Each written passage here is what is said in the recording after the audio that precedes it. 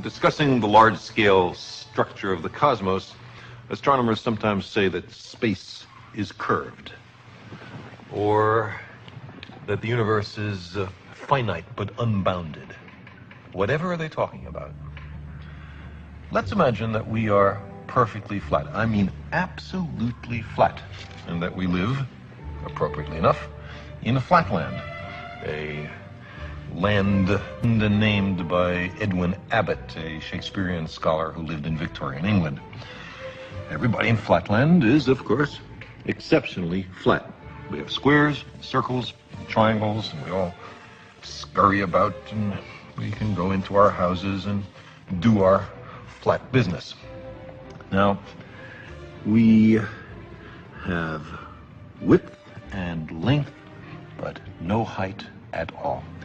Now, these little cutouts have some little height, but let's ignore that. Let's imagine that these are absolutely flat.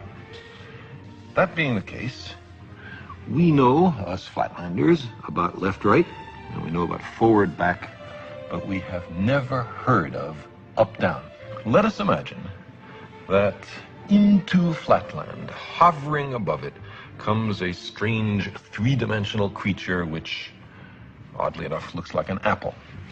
And the three-dimensional creature sees an attractive, congenial-looking square, watches it enter its house, and decides in a gesture of interdimensional amity to say hello.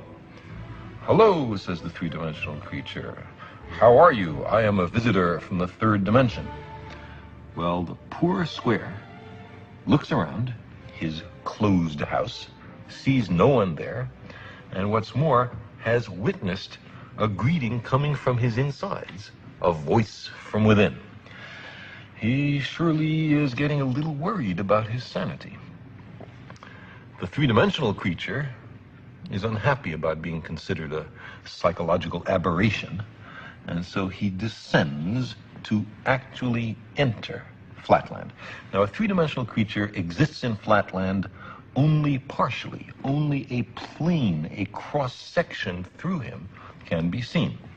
So when the three-dimensional creature first reaches flatland, it's only the points of contact which can be seen, and we'll represent that by stamping the apple in this ink pad and placing that image in flatland.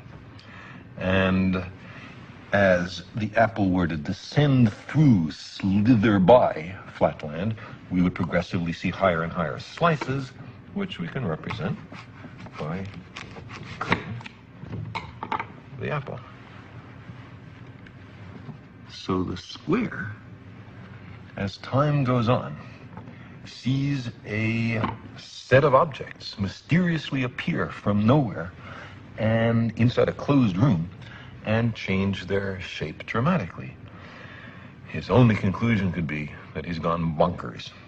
Well, the apple might be a little annoyed at this conclusion, and so, not such a friendly gesture from dimension to dimension, makes a contact with the square from below and sends our flat creature fluttering and spinning above flatland.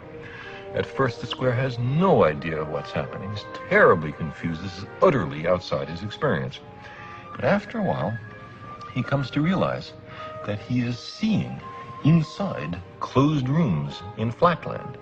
He is looking inside his fellow flat creatures. He is seeing flatland from a perspective no one has ever seen it before to his knowledge. Getting into another dimension provides as an incidental benefit a kind of X-ray vision. Now our flat creature slowly descends to the surface, and his friends rush up to see him. From their point of view, he has mysteriously appeared from nowhere. He hasn't walked from somewhere else. He's come from some other place. They say, "For heaven's sake, what's happened to you?" And the poor square has to say, "Well, I was in some other mystic dimension called up." And they will pat him on his side and comfort him, or else they'll ask, "Well, show us, where is that third dimension? Point to it." And the poor square will be unable to comply. But maybe more interesting is the other direction in dimensionality. What about the fourth dimension? Now, to approach that, let's consider a cube. We can imagine a cube in the following way. You take a line segment and move it at right angles to itself and equal length. That makes a square. Move that square in equal length at right angles to itself, and you have a cube. Now, this cube, we understand, casts a shadow. And that shadow we recognize. It's, ordinarily drawn in third grade classrooms as two squares with their vertices connected. Now, if we look at the shadow of a three-dimensional object in 2 dimensions, we see that, in this case, not all the lines appear equal. Not all the angles are right angles. The three-dimensional object has not been perfectly represented in its projection in 2 dimensions, but that's part of the cost of losing a dimension in the projection. Now, let's take this three-dimensional cube and project it, carry it through a 4th physical dimension. Not that way, not that way, not that way, but at right angles to those 3 directions. I can't show you what direction that is, but imagine that there is a 4th physical dimension. In that case, we would generate a 4-dimensional hypercube, which is also called a tesseract. I cannot show you a tesseract because I and you are trapped in 3 dimensions. But what I can show you is the shadow in 3 dimensions of a 4-dimensional hypercube or tesseract. This is it.